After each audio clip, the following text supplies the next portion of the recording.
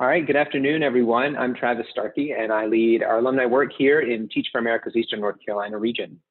Welcome to our second 30th anniversary conversation, which will be a space where 4 esteemed alumni who got their start in Eastern North Carolina will share how they've continued to pursue one day here.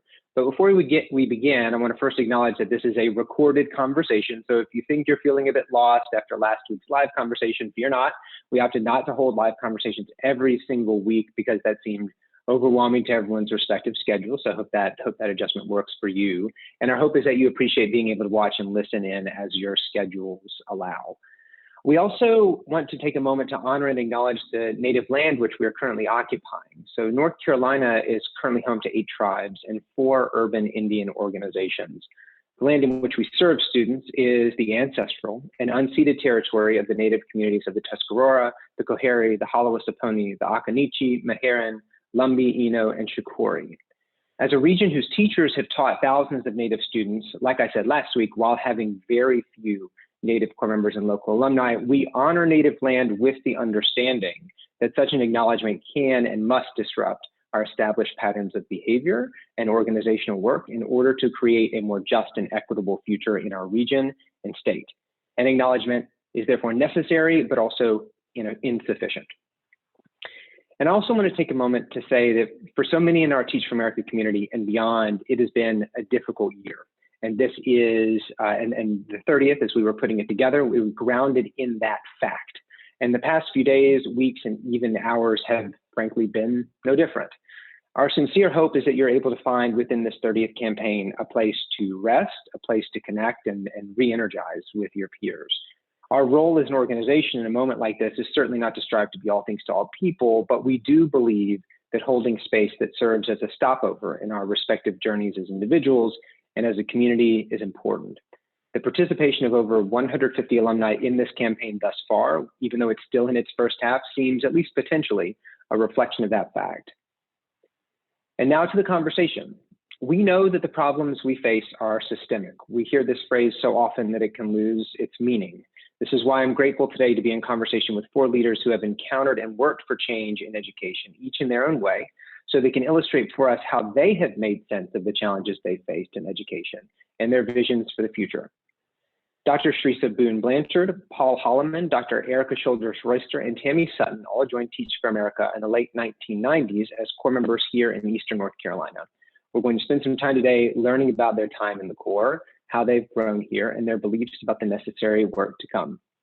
So without any further ado, I would like to introduce and welcome our panelists. First, I'd like to introduce and welcome Dr. Sheresa Blanchard. Hey, Sheresa, how you doing? Hi.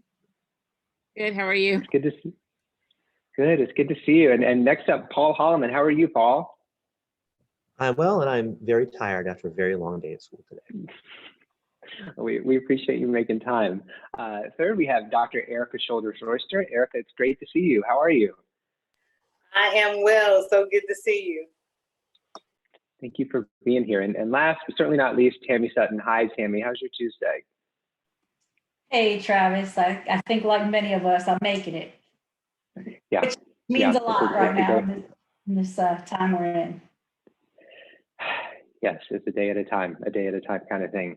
Well, with that, let's go ahead and get started, y'all. So I want to start with an open question to the group. I want you to think back to the late 90s, that summer you came to the region, and put yourself back in that mindset that you were in, transitioning into the classroom, into the Corps.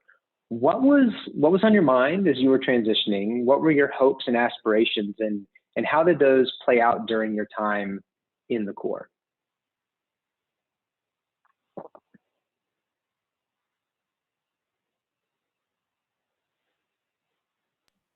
I can start if others are still thinking. Go for it. Yeah, so for me, that was back in 1998. And I remember that when I started in Northampton County Schools, we started pretty early, like July at that time. So I remember having to rush back and get started when some people in other schools were like still finding their places. So I remember that. I remember Tammy and some of the others who were there being so kind to help me find place to stay and stuff like that.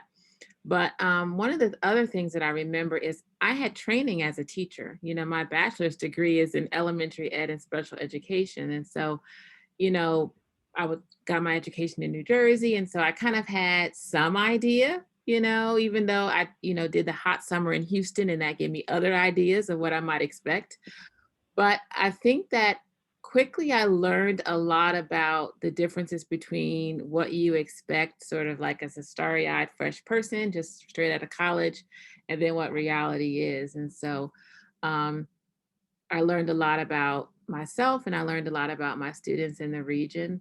But I think that I learned that I could do more and be more than I thought I could. You know, there are times, I don't know if others of you will share this, that I was like, am I supposed to be doing this? Like, am I in the right place? Like, should I just like pack up and go home? And some people did, but we didn't. And so those are just some initial thoughts, and I can chime in as other people share too.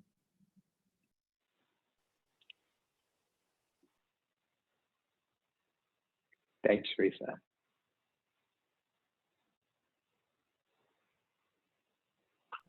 And I can jump into that. So, because Sheresa and Eric and I were all in the same corps together. Yeah, like a lot of the same things. First of all, Houston was unbelievably hot, and I have never experienced anything like that. That was like a month in a sauna. I don't know, but I learned a lot. You know, it was a really valuable experience, and I think like everybody else, like your experiences sort of prepare you to some extent for what you're going to walk into. Like I felt like I had at least a decent background. I had grown up in Charlotte and gone to some, you know, schools in Charlotte, and then I went to school of science and math for my last years of high school. And so I had a very bipolar education, I guess, for lack of a better word. Sorry, as you can tell, I'm still in school. And so like I saw a lot of what didn't work at all in education, and then I saw a lot of what really didn't work and sort of what's possible in education.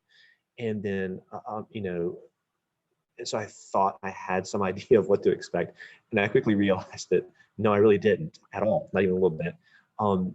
But sort of jumping into it here, I had a little bit longer than Sheresa did to get ready. You know, I started at Rocky Mount High School. I'm still at Rocky Mount High School 23 years later. And God willing, this little 11-year-old that's still sitting over here in front of me, the last thing I will do as an educator is hand him his diploma in my 30th year. So, you know, it's nothing can ever really prepare you for that first day, that first week, that first month as a teacher. But you know what? I really thought Teach for America did as good a job as they certainly could. Like I really felt supported as much as anything else. You know, there's only having that being thrown to the wolves, so to speak, with you know, with induction and with, you know, being in Houston and all that kind of stuff. It's really, I guess, the best way to do it, just by going to do it. And so I really got a lot out of that experience in Houston. And it was very different going from, you know, Chrysalis, yes, in Houston, and then coming here to Rocky Mount High School. But, you know, it prepared me, it gave me some idea of what to do. But then, you know, when you walk in that first day, they can tell that you've never taught, not really, in your life. And you know, they think you're a student for like the first 3 years that you're teaching because you look as young as they do. But you know, I enjoyed it, and I felt like Teach for America really inspired me and sort of really shaped a lot of the ways that I looked at education. And the staff, you know, Missy, Eric, you know, all those people were really helpful and supportive at any time I needed them. My core members, oh my God, they were amazing. They're fantastic. It was fun to hang out with them and do things with them. And they were really helpful and supportive of me as I was trying to figure out what to do, staying up every night till 2 in the morning. If I needed to call somebody at 2 in the morning, I could be like, please help me. I have no clue what I'm doing in biology tomorrow.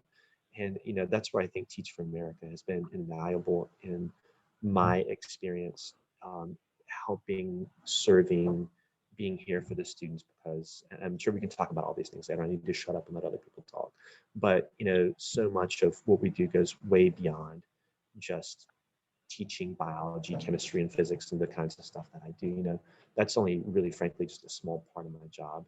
And it's a good part of my job. I enjoy the teaching, but it's sort of the ability to serve the communities that we teach. And that's not a cliche, you know, like, and I don't think anybody Teach for America would say that as a cliche.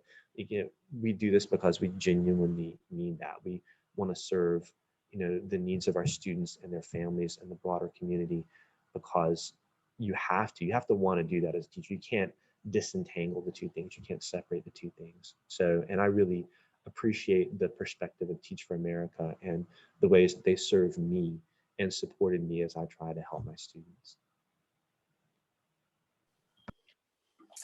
I'll go next. 1998 seemed like decades ago. That does not mean we're old at all, but I guess joining the Corps, I think we all, or at least I did, I bought into the mission. I was like, yes, I get to give back.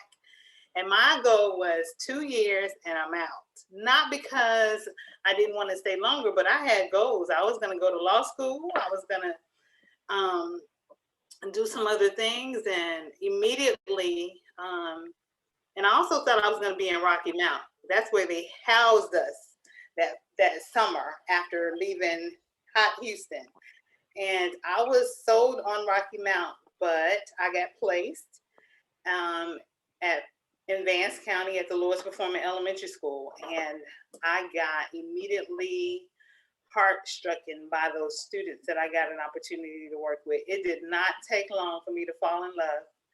And here I am over 20 years later, still in education. And I do not regret one moment. I am excited and eager, and I feel like I'm energetic when it comes to working with the students that I get to serve each and every day. It's a different set of kids. They're upper grades now. Instead of fourth grade, I'm now working with high schoolers, but I'm very fortunate and blessed to get up every day and be able to do the work that I'm able to do and make the impact with a phenomenal staff, and work with the students I'm able to touch each day. So, yeah. So back in 96, we didn't get to stay in Rocky Mount. So that was like the big city. So if you go back in 96, I have this very clear memory of driving down 301 on my way to the Franklin Center at the Bricks. And all I'm thinking in my head is like, why am I here? And how long would it take me to get home? Having just no clue of what was east of I-95 in North Carolina, and just like really feeling like I went back, I don't know, to the 50s, and having so much of that like reality of race and farming and the history of who's built this land, but who gets credited with it. Like I have so many recollections of just being like, what am I about to be part of? Both from the parts that were incredibly scary and the parts that were incredibly humbling and inspiring. I'm glad that I didn't turn around. And it's funny when you say, Erica, like the same idea of like, yeah, I'm going to be here for 2 years and then I'm, off to do the rest of my life.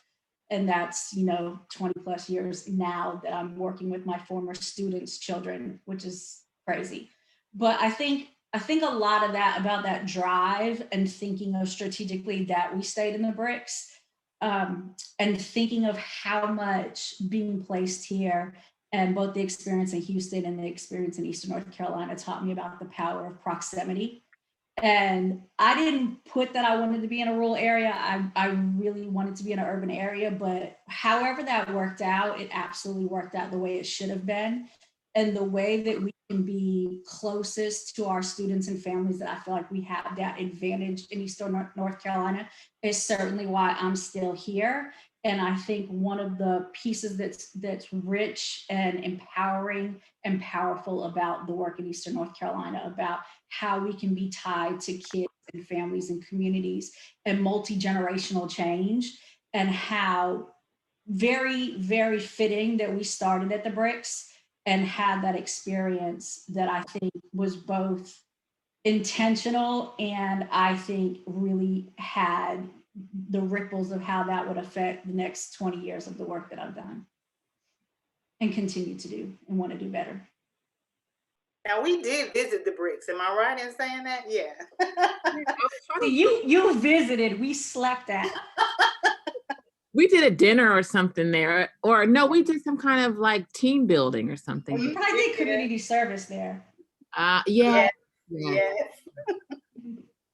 I think y'all stayed in a hotel. We remember being like, wow. And we've continued to have programming at Bricks. For those who aren't familiar with the Franklinton Center at Bricks, it is formerly a plantation that became a normal school and has, I think, a couple other iterations, but is now as a conference and sort of interpretive center that is just north of Rocky Mount, just inside Halifax County, if I'm not mistaken.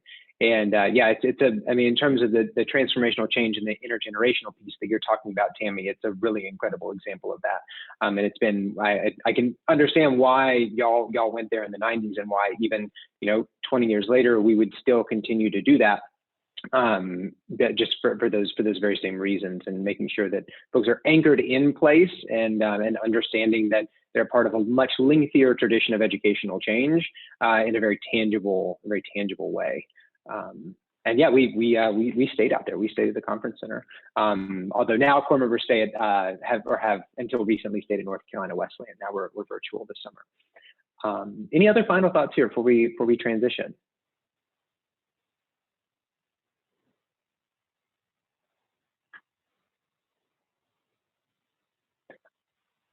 All right, well, Paul, I'm going to circle back to you for a minute. You mentioned that your goal is to hand your son his diploma at the end of your 30th year, and you talked a bit about what it has meant to go beyond as a teacher, and I'm curious if there are any lessons that you still carry with you from your days in the Corps, whether it's about how to teach, how to show up as a community member and support for your students, or maybe things that have how your perspective has evolved during that period of time.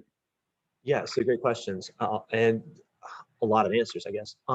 My perspective fundamentally has stayed the same in terms of sort of what Teacher America's vision is. I'm about that, and that's what keeps me in education. I didn't have any desire to do other things in education. I wanted to stay in the classroom and teach because I like to really be able to. I had teachers, even at really bad schools in Charlotte, who cared and invested in me. And I wanted to give these students here opportunities that maybe I never even had myself by me staying here. And I've had opportunities to go teach at lots of other schools and, lots of places, but I've stayed here because I believe that longevity, that sort of me staying in the community and me continuing to make an impact and just to do whatever I can, however small my piece is to play, to have that impact and to be able to help shape some of their futures. And God knows these students, man, they rip your heart out with their stories, and you don't want to give up on them. I don't want to feel like I'm leaving them. I don't want to feel like I'm onto something, better, for lack of another word, because they're my better, you know what I mean? They're the people that I care about, and they're the people that I stay here for. And so my vision for that is it's never changed. If anything, it's just deepened, because on some level, I felt like I understood my students' experiences, but and I did to some extent, but man, there's a whole other level of it once you get here and get to know their stories. And I could tell stories all day. Oh my God, all day. Of students who have told me about, and I know, Travis, I've talked to you about some of these, but when you got a student who, I'll just tell you one, a student, one of my favorite students, and I'm sitting in a biology class. And so he's asking, I won't repeat all the conversation. It was a little crass on his end, but he was being very polite. That's just sort of the way he talked. But we were talking about his parents, and just through the course of the conversation, I realized that he had watched his mother kill his father when he was 5 years old. And him talking about that experience to me, and he's very, very laid back, he's an enormous guy. He's 6'5", 200 and something pounds. He's just giant of a guy, but just such a sweet, sweet kid. And just he doesn't talk about it a whole lot, but just to sit here and have this conversation with him.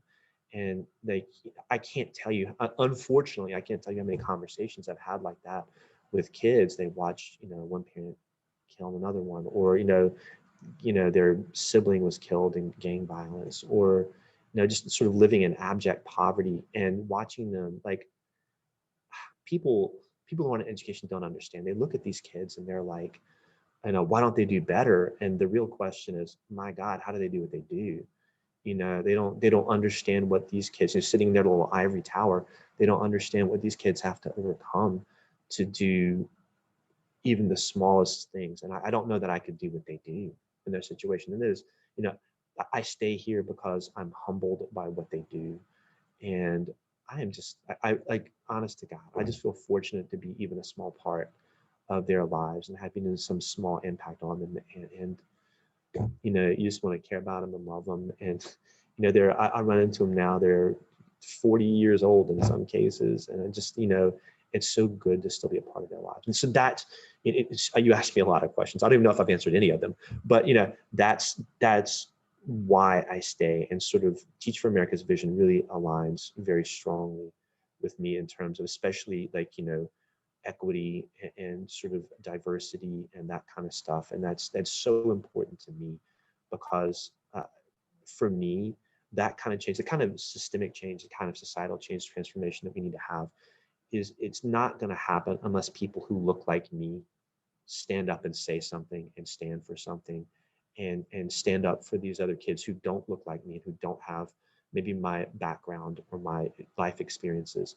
And, you know, I can't do everything, but one kid at a time, one family at a time, you do what you can for these people and you support them and just be a part of their lives. And that's, like I said, I'm not sure how much of your questions I just answered because I feel like I'm rambling a little bit, but like that's sort of where my heart is with all of this stuff and sort of how I feel about it. Yeah, well, thanks, Paul. What I'm hearing from you is just like you're on this lengthy learning journey and figuring out that, you know, you have these ideas going into the core, and, you know, some of them have stood the test of time, and others haven't. But the point is that you're on that road, and you're doing it in like side by side with your students, to the point where, yeah, now you run into them at Target and they're sharing news of their families and the things that are going on with them that transcend, you know, what they might have learned from you in chemistry class, and just the power of that. And that's powerful stuff. And so I want to jump to you, Erica. You know, you mentioned that I didn't know that you were interested in going into law initially. So I want to talk a little bit about your work in school administration. You know, so you know, for the last, I guess it's been a decade or so, you've been supporting students and families and staff of Franklin County as an administrator, for a while as an AP, and now as for the last 5 of those as the school leader at Franklin County Early College High School. And I'm curious to hear, what kind of connections do you feel like exist between your time in the Corps and your work as a principal now? Wow, loaded question, but I will do my best. Similar to what Paul mentioned, just being involved and learning the community. I remember after my first year going back to the Bouch, is that what? Yeah, that's what we called it. Going back to Houston and serving as one of the leaders there, training other teachers, and that experience was humbling, and it led me to really understand full circle why I even got involved with Teach for America in the first place. It was this notion of constantly learning, this notion of giving back, this notion of we're not the savior. We're there to really learn and embed ourselves in these communities and really learn from them. And I am happy to say that I've been in Vance County pretty much majority of my tenure here, and I'm a North Carolinian, although I'm still true to me being from Chicago. I'm happy to say that I moved my parents here, so this has become home. And throughout my years, I can say that students throughout things that I've gone through here personally, losing my first husband and remarrying, or my son coming early, throughout all of those experiences, I had students, former students, families, people within the community that surrounded me with love, that showed me that it doesn't matter where you're from, you're now a part of us. And that has demonstrated to me what it means to be lifelong learner, what it means to be a part of a community, not because you're from that community, but because you believe in what the work that you do and the impact that can be made. And I'm just happy to say that I have family members all over the state of North Carolina now, and we're not blood related, but the love is there, the networking is there, the community, the home atmosphere. I can walk into students' homes or see them, very similarly to Paul, see them at a Walmart, and oh my gosh, it's like we hadn't seen each other in ages, and they definitely want to reconnect and share with me and allow me to see their families, and so it's a blessing to be able to do this every day. It is definitely a calling, and I'm grateful to Teach for America for giving me that opportunity, because I don't know if I would have done it otherwise.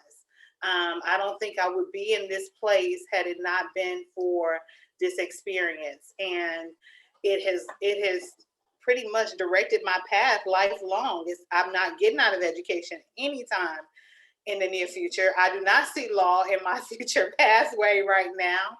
And so I'm just grateful for where I am, the work that I've been able to do, that I'm continuing to do, and the people that I've met along the way. And from the youngest fourth grader that I got a chance to work with up into my now 13th graders that I work with, super seniors, and I'm learning from all of them. And there's not a day that I can say that I haven't learned. So I'm truly grateful. Thank you so much, Erica. I hear you on that sort of evolving relationship to a place. I'm not from the region, but my wife is, and we recently made the decision to move my parents up here as well. And it's like, that's just, your connection gets a little bit deeper when you make a choice like that. I know for sure we won't be going anywhere anytime soon. I think Sheresa's done the same thing, and so it just is, like it becomes more of a family affair over time when you do that, and that that just opens up a lot of other doors when you feel that even deeper sense of connection that comes from having made a commitment like that. I did when we first moved here, it wasn't on my mind, but then 5 or 6 years in, I thought, it actually might work really, really well if we did that. Well, thank you. And Tammy, I want to, Sheresa mentioned earlier the Northampton County connection, and I know that you worked in Northampton County for several years before starting Kip Gaston. I want to ask you about the relationships that you held with your students and their families. And I'm curious, how did those relationships that you built over your time early on in the region drive the choices you and you're also eventually also Caleb Dolan made in those early days around the founding of the school in the first place?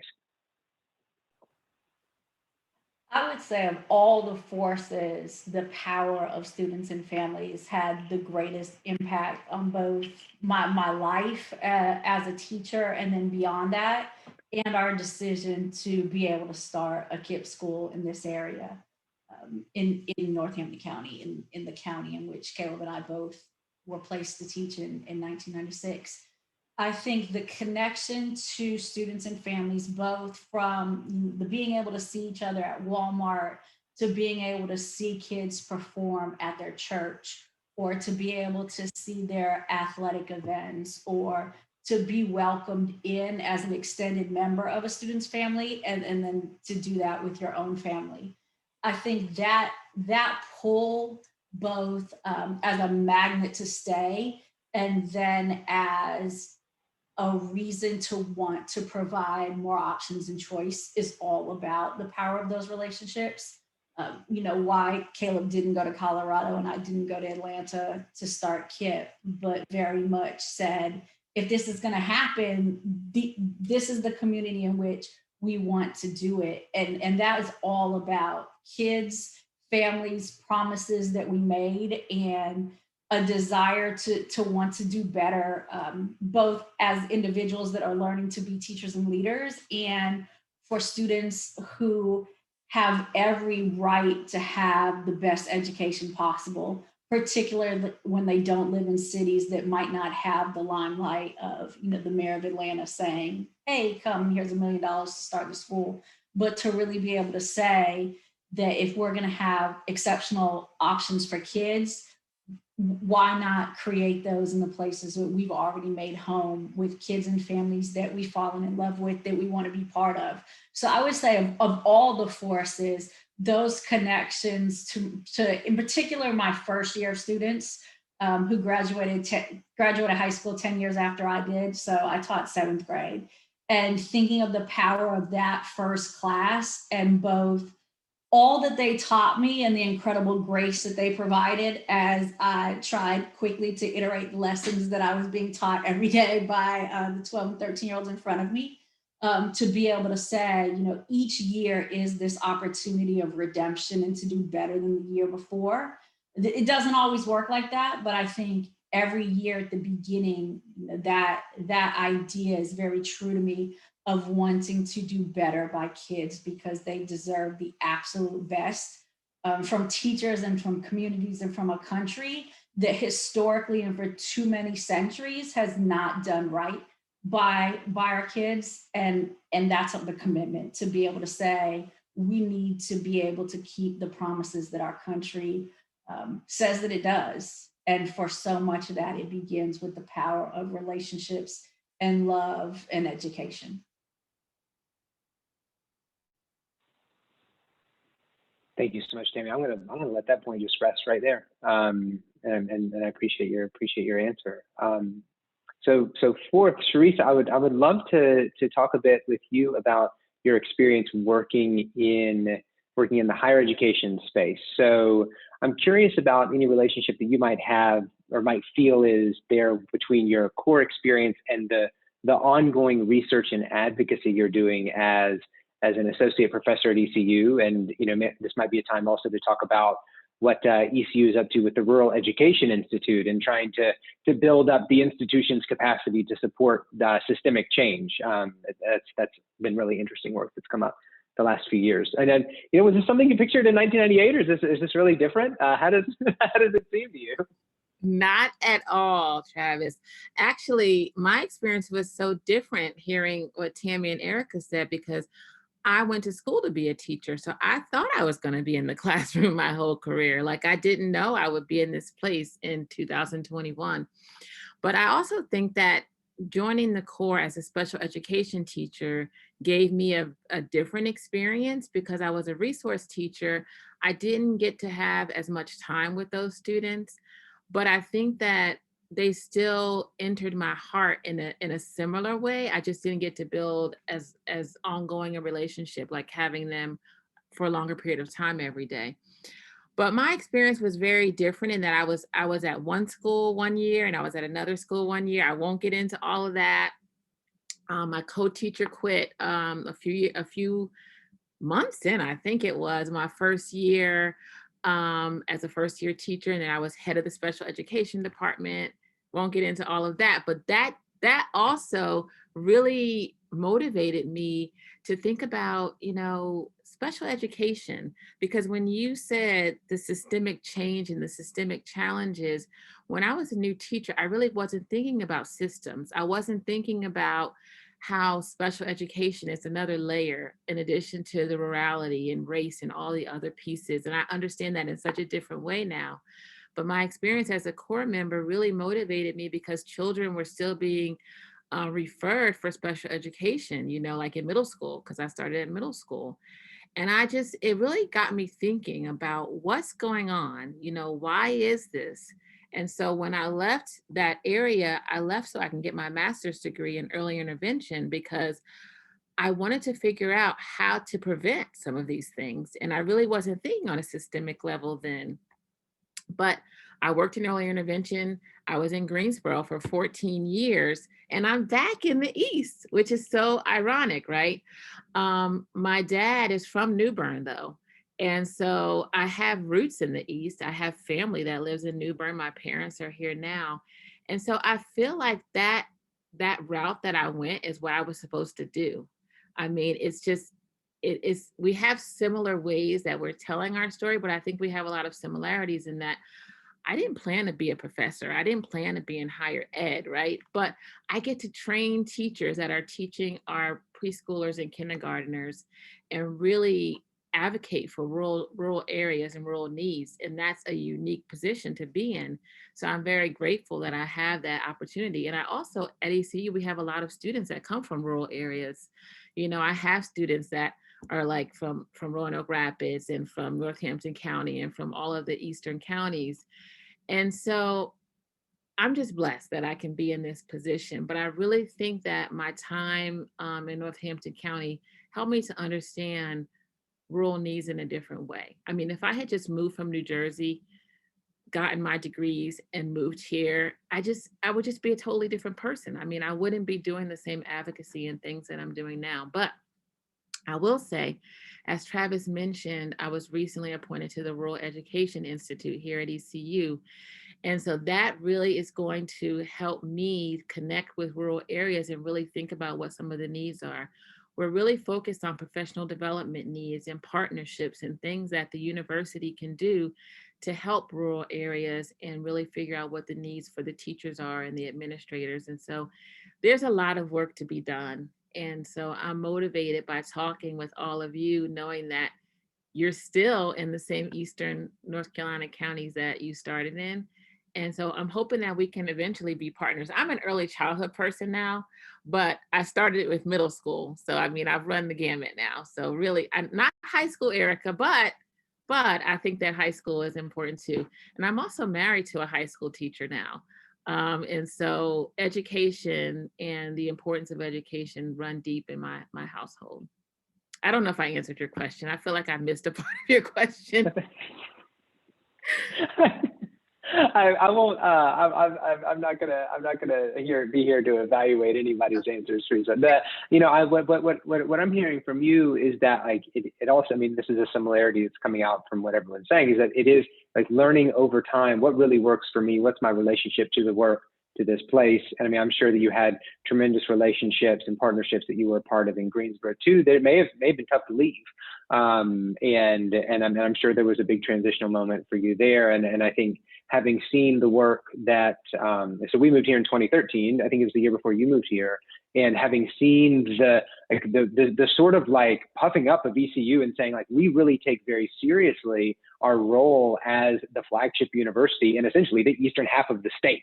And now how seriously that mission is taken, I think, you know, we talk about student enrollment there and the percentage of first generation college students that are now at ECU and how it's the highest in the UNC system. You know, there's a lot, and like the work at the business school, the work at the College of Ed, the work that's done in healthcare there and primary care. I mean, it's just really inspiring looking across systems, even in that one institution. So it's exciting to hear that you're connected to that rural focus because it's an incredible group to be a part of.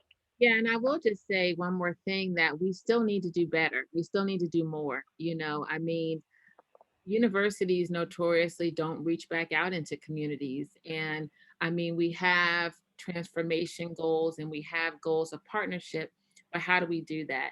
And so I really have been trying to create research that's mutually agreeable, you know, bring things in that the community wants, not have a plan and then go out and say, hey, can you be my participant? And so those things are really important. And supporting our first generation college students and reaching back out into those rural areas to bring students in, we have to really do more to support students and put our time and our money where our mouth is, not just say it. So I'll just say that too. We're not perfect. I don't say that, but my goal is to help make us better, you know, and build those partnerships. Thank you so much for that, Sheresa. So I'd love to put a question to the group. You know, we've talked about place and the importance of place. And I know it's hard, you know, Tammy, you sort of, you referred to this a little bit like, you know, what would it, you know, we decided not to go to Atlanta or go somewhere else. And, you know, it's hard to imagine the what if scenario there. So don't feel like you need to create this alternate version of your life here. But I am curious, for being here in Eastern North Carolina, what are some leadership lessons that you have taken on that you feel like are unique to your work in this place, that sort of stick with you?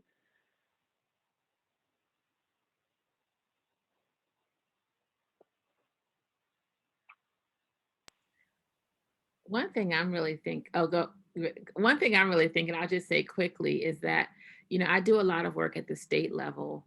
And a lot of times people say things to me like, you know, we have to recruit people in Charlotte and we have to recruit people in Raleigh and Chapel Hill and talk about the cities. And I feel like I'm always saying, what about the rural areas and the needs of the rural areas and the challenges in the rural areas and the assets in the rural areas? And so I think that I'm able to help raise the awareness that we need to continue to think about the rural areas. We might have larger amounts of population in the cities, but in order to really move forward as a state, we have to consider our rural areas. And Eastern North Carolina is very different than Western North Carolina, even the rural areas. And so we have some unique assets and we have some unique needs.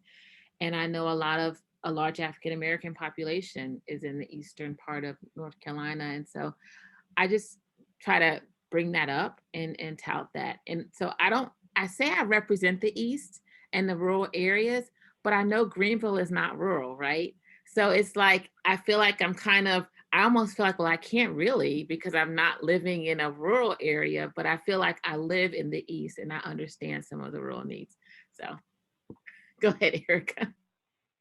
I was saying, yes, you can. I would say my biggest leadership lesson, and I think it's because, starting with an organization that's nonprofit that's teaching you about service, mine is service leadership, and just giving back and teaching that and passing that on to staff members, to my students.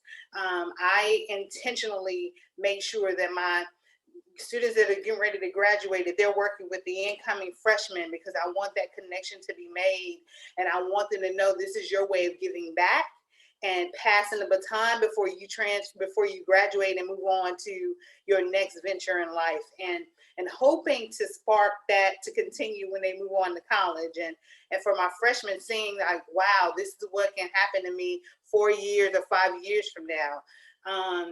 Doing that in my home with my kids. Let's go to the nursing home. Let's see what their needs are and let's give back. And if it's nothing but playing bingo with the senior citizens, unfortunately, COVID has put a halt to that, but I'm looking forward to returning to being able to do that. And so these are just some of the things, doing Adopt a Highway or other things in the community where we can really say that we're not just sitting on our laurels, we're not just eating bonbons, but we're really giving back, and we're doing things that we know that can reach one, teach one, that we can help somebody else and try to make the world a better place. Not trying to give out cliches, but really intentionally being purposeful about that and making sure that it's okay to be a leader. It's okay to do well, but what are you doing to help someone else? Yeah, and I can springboard off what Erica was just saying. She hit a lot of buttons of sort of what I was thinking. So leadership-wise, for me, I think I was astounded when I came here how many students were in my classroom that had virtually never left Nash or Edgecombe County. They had never ventured sort of out beyond that. And they lived in the, Rocky Mount, kind of like Greenville, like what Sheresa was saying, it's sort of this weird blend of it's a city, but you don't have to go very far to be really rural. And so a lot of my students really didn't have these experiences. They didn't know about the opportunities, like kind of like what Sheresa was saying too. They didn't know what was out there. They didn't know, hey, maybe this is something that I can do. And I think a lot of our obligation as teacher leader figures for them is to expose them to say, hey, your community is important. And for those of you who choose to want to stay and involve and invest, I think that's a great thing to do.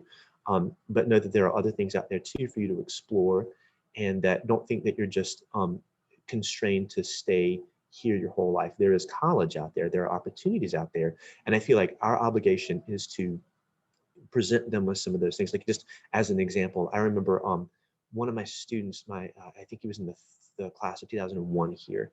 He was doing a paper, he was doing an essay on something in history, and he needed some help with it. And so he came to me and he's like, hey, I'm doing this thing. It's on World War II.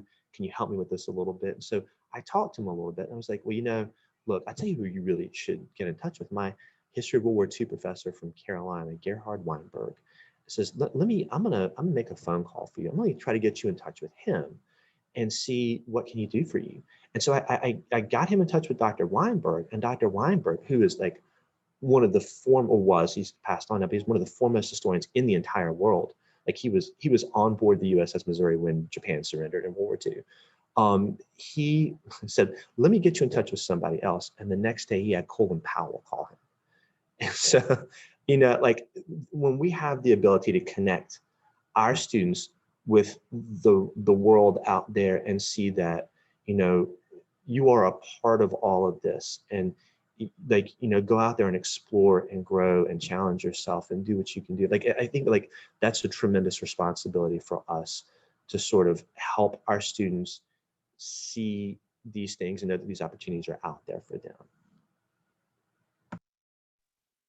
One point that I think I'll add as I was thinking about leadership lessons is I think having taught at my placement school for 5 years and then worked with a group of teachers, students, and parents to start Kip Gaston, I think one of the most important lessons that I try to remind myself daily is the power of teachers. And I think so often, and it's teachers, but I think this could be true for so many professions, but I'll use teachers as an example, is that I'm a firm believer in those that are closest to the problems or the people or the pain are the ones with the most powerful solutions.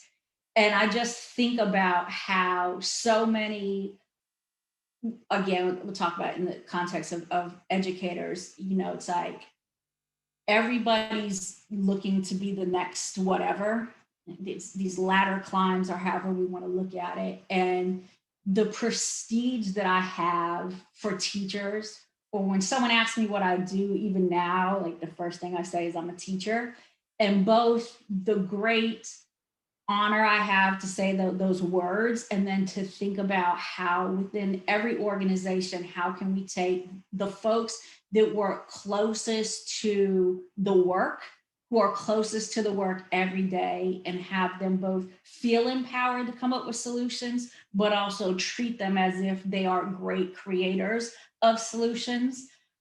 I try to remind myself that all the time, because I think the farther we sometimes get away from the work, it's easier to put other things in our brain that actually steer us farther from where we can find both the most powerful assets and the greatest strengths of some of the problems and strengths within our work.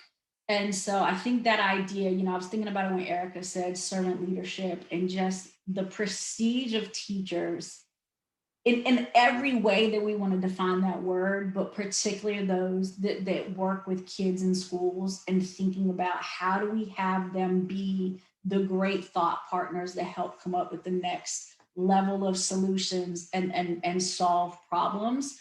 Because I think in so many ways, we sometimes forget to start there. And I've just seen through Teach for America and the power of the 25 years that I've been at Eastern North Carolina, that the great changes come in classrooms. Superintendents come and go, leaders come and go, right? But it's like, at the end of the day, it's you remember who your 5th grade teacher was. You remember how they made you feel. You remember how they empowered you. And just the beauty of the simplicity of the teacher in a classroom, and how we can empower more folks to both have their voice, use their voice, and then that same idea to empower their families and their students to remember the power lies with the people. And I know that's like a trite saying that we hear so much, but I think in education, we so often forget that. And we're all looking for someone else to tell us what to do. But remembering that there are like so many 21-year-olds that were in Teach for America classrooms that were finding ways to just grind and make changes, or to celebrate beautiful beauty that was already in a school before we got there. And so I think that piece of leadership, of remembering that leadership is not about climbing up, it's about empowering wherever you are. I think that's something that I constantly try to remind myself to live by and to celebrate.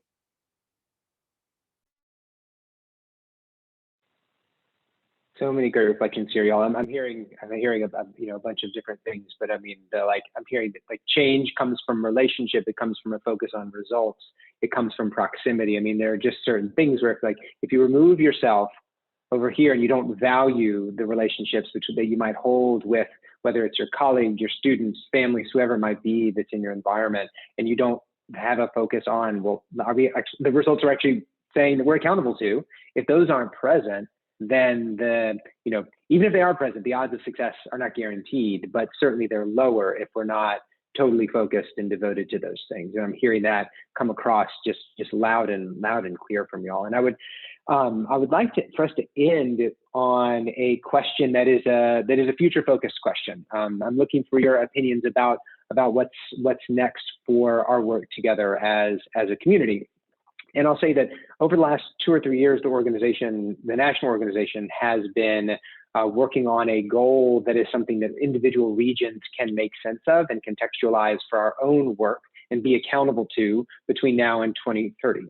And the language of that goal goes like this. It says, by 2030, twice as many children in communities where we work will reach key educational milestones, indicating 2 things. 1, that they are on a path to economic mobility and co-creating a future filled with possibility. So there's a shift in language from what we've talked about in the past in terms of what one day means, particularly with the inclusion of economic mobility, and then also understanding that education is perhaps best understood as creating the future with your students. That's a central role to teaching and to education work. Knowing that it's kind of this big umbrella goal, and we'll have some things that we'll be accountable to that are traditional measures and new measures, what do you imagine must be true of our work together, of our networks work together here in the region and perhaps in North Carolina overall for this to actually happen?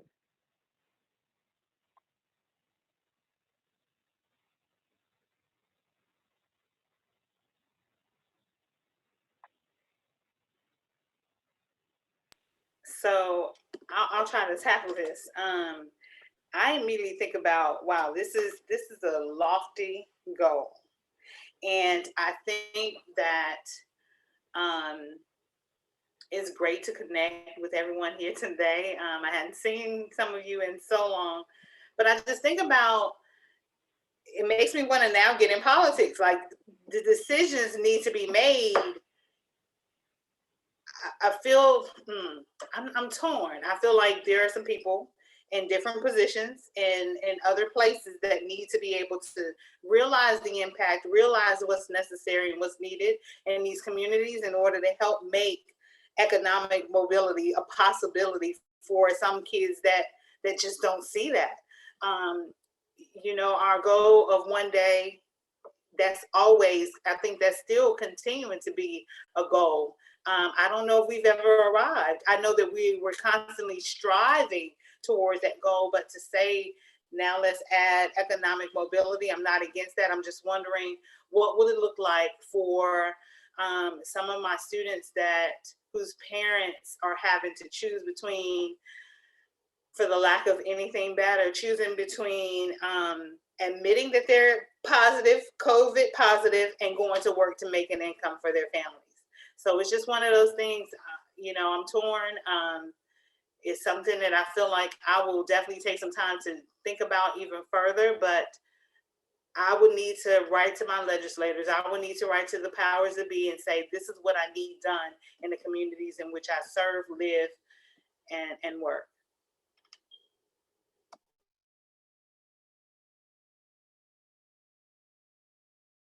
And I jump into Erica's completely right about what she's saying. I think that part of it, in terms of these goals, and these very lofty goals that TFA has and that we should have, honestly, like I think about it from my perspective as a teacher sitting here in a classroom, I guess. For me, that's my students come in here and a lot of them have dreams and aspirations and goals for themselves. And everybody has this high bar that they want to achieve for themselves in life, often. And I think part of my job, I guess, where I am, is to help them figure out a path forward for themselves to achieve those goals and help them sort of have conversations with them, have an open door where they can come and talk to me and say, hey, here's what I'm struggling with. And I think a lot of times they have these, a lot of my students are like, I want to play in the NBA. Okay, well, that might not be a reasonable goal for you, but what else is interesting to you? What are your passions? What are your interests? What does your mom do? What does your dad do? What do your grandparents do? Do you want to do something that they do? I think helping them to set goals that are attainable for them to create. So for economic mobility, helping them find a path forward in careers that are things that they can have a living in, like, and advocating for things in schools, like, my God, like, having the opportunity to learn a trade or a skill or something useful. I mean, not everybody's going to go to college and study physics, but if you really like working on cars with your uncle, I can't tell you how many students are like, "Man, I love working on cars with my grandfather and my uncle," or whatever. Like, we need more programs like that in schools to help them find the ability to have a vocation where they can be successful and stable and do the things that they want to do in life. And there are just too few of these programs in schools.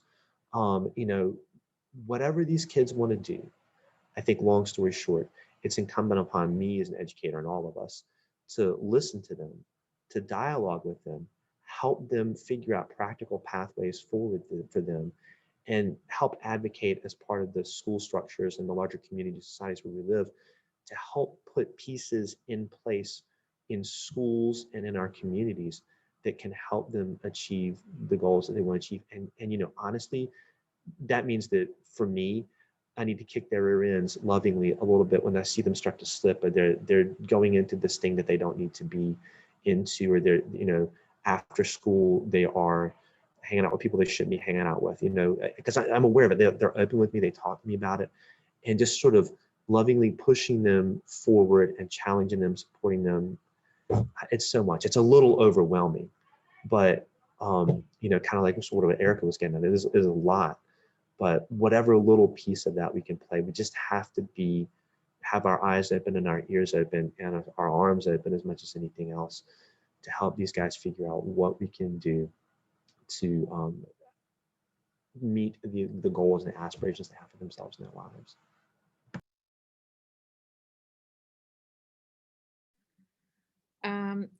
That really made me think about policy and, laws. And, as I've been listening to all of you talk, it made me really think about the work that I do in the state. I feel like it helps me to serve as a bridge or as a mouthpiece to some of these issues. And as I got into higher ed and I've done the different things I've done, I'm not in this place because, like I said, I always wanted to be a professor. I'm in this place because it affords me the opportunity to be a bridge and a voice. And so I'm really interested now in the policies. Early childhood is a place where, it's a great place to start with building policies. You may already know that, like, for example, more preschoolers get suspended and expelled than high schoolers in many places. That's a big issue. And there's a lot of things that we need to deal with and tackle to make this goal that Teach for America set a reality. And so I'm hoping that by setting a goal like this, Teach for America is thinking about all the systemic issues that are at play and all of the ways that power and oppression, and more specifically racism, impact the communities that we serve. And so that's what motivates me. And I'm really excited about this goal. And I think that the way that we can address it is realize that, as Tammy said, many of the answers are in the classrooms. However, the changes we need to make are at the systems and policy level. And so I try my hardest to represent the childcare providers and the people that are going back to school and working 2 jobs and that are single parents, all of the people, all the students that I meet, all the people that I work with. I take that information and try to feed it into being a child care commissioner. I'm a child care commissioner in North Carolina, and I work at the national level and some other things. And so I think that that's working from within, like on the outside, I might look like I'm one person, but on the inside, I feel like I'm representing, and I'm trying my best to represent and be the voice for these others. So that's kind of the way I think about it. One piece that I'm working on, I don't know if any of you get the EdNC newsletter, but I worked with my grad student and a couple of other faculty I know around the state to do interviews with childcare providers during COVID to really look at, like, what are some of the issues? Like, we know what people are saying. Oh, now child care providers are essential workers and they're not paid enough, just like teachers aren't paid enough. But getting the voice from the directors that are saying like, I go without so my teachers can have, and all these other things are the things that I want to get out there, and so in some ways it's kind of thankless work, and it might seem like it's, being at ECU is like a different type of work than what you're doing. But I really give respect and props to teachers, because I still feel like I'm a teacher, because I teach college students who sometimes don't know what they're doing or what they want to do. So I feel like I have to do some of the same things you're talking about, Paul, like when they come and sit down with me and like, Dr. Blanchard, I don't know what I'm about to graduate, and I don't know what I want to do. And I remember recommending a student not too long ago to Teach for America, and she was a core member in Pitt County, I think. And I actually just got in touch with her recently because she mentioned my name on the news of all places, and somebody texted me and they were like, do you know this person? I'm like, huh? No. And then it ended up being her. So we've been emailing. But anyway, I just think that systemic change and policy and law change is where it's at. And I'm hoping that, those of us, whether we're still in the classroom with young children, K through 12 or 13, or whatever our role, that we can really push this policy and law change so that it benefits, our communities that we're working in or have worked in. I think the systemic piece you were just talking about is what I heard most when it's like education and all these other forces that are present, but when you're in Teach for America, it's like, education, education, education, and that's not a bad thing. But what I'm hearing is it's education and the intersection of poverty and race and healthcare and criminal justice and immigration and figuring out a way. What I hope that those words do is actually are encompassing, so that whether someone is still a core member or teaching in the community in which they were placed or have gone into other directions, you can see your place and how do you make that a reality. And for folks that are coming to communities, it's not like the answers are just within this building. It's all those ands that we just talked about are how you're really going to make the systemic change that allows, whether it's economic mobility or healthy families or political change, organizing, all the pieces that are encompassed under that umbrella. I hope when people hear those words, it's education is still that vehicle, but we can't look at it outside of all of these other forces that we know. It doesn't matter how much our kids learn or the degree that they have when they're still confronted as a young Black male to a world that doesn't care about all those other pieces. And so it's education and all of that, so that we can empower our students and communities to be able to have all the dreams and hopes that they have for themselves. And I do think those words speak to all of that and allow everyone to have a place in helping that come true, regardless of where you sit in your current role.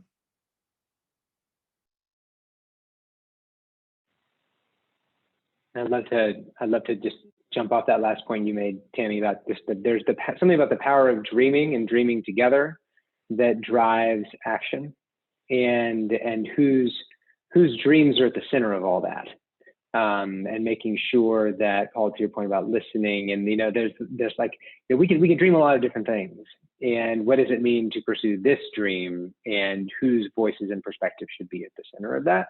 If we don't have a really savvy set of answers to that particular question, we're doomed to fail. And that's just the way that it is. And so being humble about that and making sure that that's how we're engaging from the beginning is tremendously important. And so I'll just leave y'all some open space. I mean, any final reflections before we close today?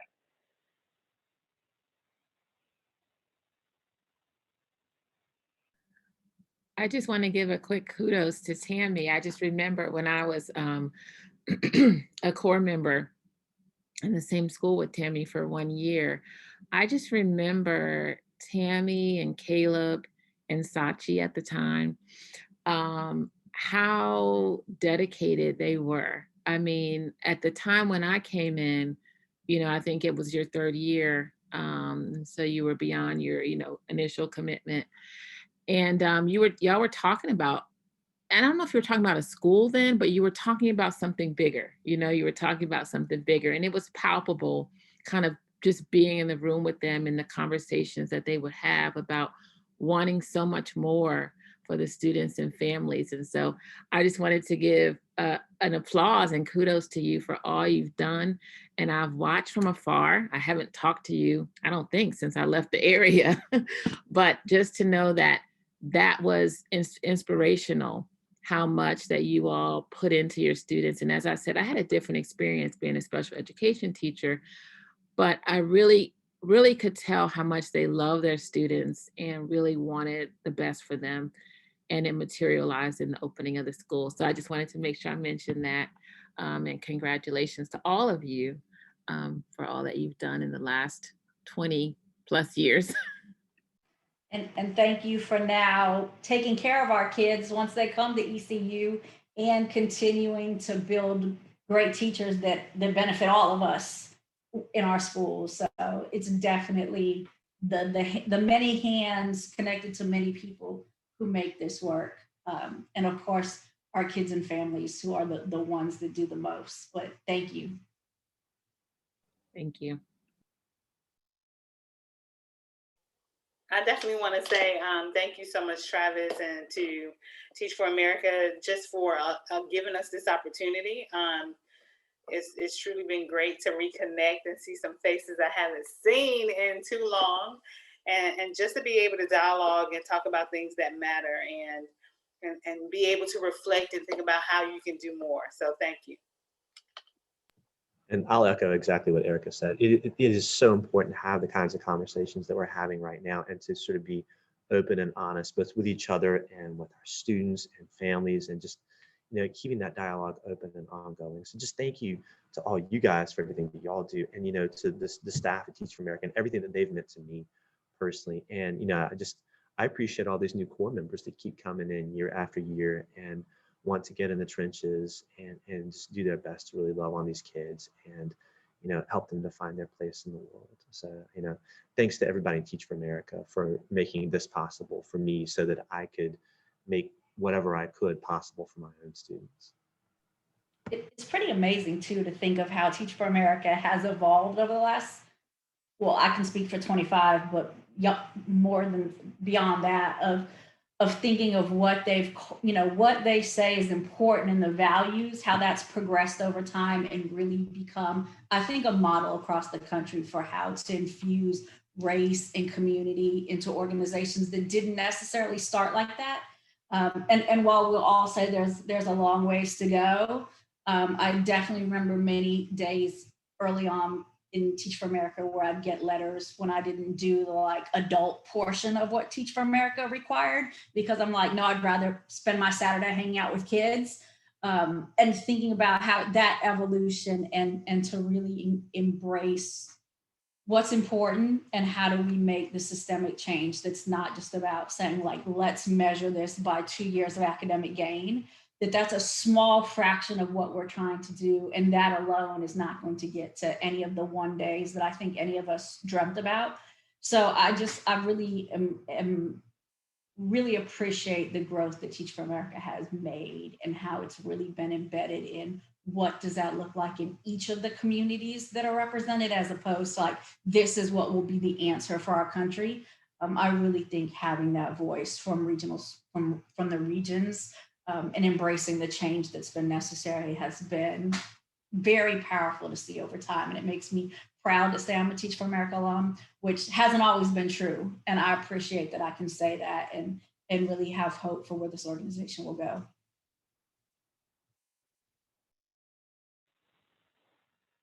I appreciate you ending on that, Tammy, because I hear some elements of my own experience as an alum. I'm a bit younger. I'm an 07, and I didn't teach you. I taught in the Delta. But in this current moment, and especially within this campaign, I think there's an element of just trusting our people, right? You know, when we first started talking about this conversation, it wasn't, I need you to say this, this, this, this, and this. It's that we appreciate what you're up to and we want to learn more about it. And we want to make sure that you have that chance and opportunity to share your stories and expertise, but yes, also to reconnect. You know, that's part of the power of this campaign that we've already found in the first couple of weeks. It's just that there are folks who are in dialogue that haven't been in touch in over 10 years. And that's something that I think is just like good for the soul. And, you know, at any moment, but particularly this one. And so it's been really heartening to really heartening to just be a part of all that. And I'll if y'all don't mind, I'll close this out. So I want to share again my sincere thanks to Dr. Sheresa Blanchard, Paul Holloman, Dr. Erica Shoulders-Royster, and Tammy Sutton. Thank you again for your continued service to our region and for your contributions today. I also want to say that this recorded conversation is the second in our series of what will be 4 over the course of April. I hope you'll listen in to Courtney Parker West, Samantha Dale, Vici Jagannathan, and Jackie Murillo for next week's conversation about systems change leadership and intergenerational work, which we heard a bit about today. These conversations are happening in sequence and taking us towards the future of what's necessary here. And that conversation will be in your inbox next week.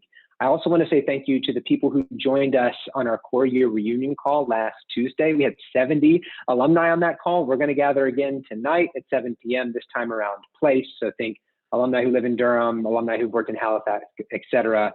A full list of places along with the Zoom link, if this makes it out quickly enough, they'll be available in every Sunday update email. And we'll have 2 more gatherings after that. So on the 20th, we're going to have an identity-based gathering. And on the 27th, we're going to have a career-based gathering. So just spaces for folks to connect. That's what we're wanting to have happen here. And we hope you'll join us. And the culminating event, the final piece of all this, is our 30 minutes for 30 days, which we thought was really catchy. I thought maybe 30 seconds for 30 days would be interesting, but no one said that was a good idea. And this is our live event on April 29th to celebrate with our whole network. So that'll be a live event. And we're bringing in some exciting elements, but the one thing that we're missing, of course, is a good meal together. So the first 250 people to register for that virtual celebration on April 29th, which is already about halfway there, they're going to receive a $30 Grubhub certificate for sharing a meal in some kind of way, even though we're still in this virtual space.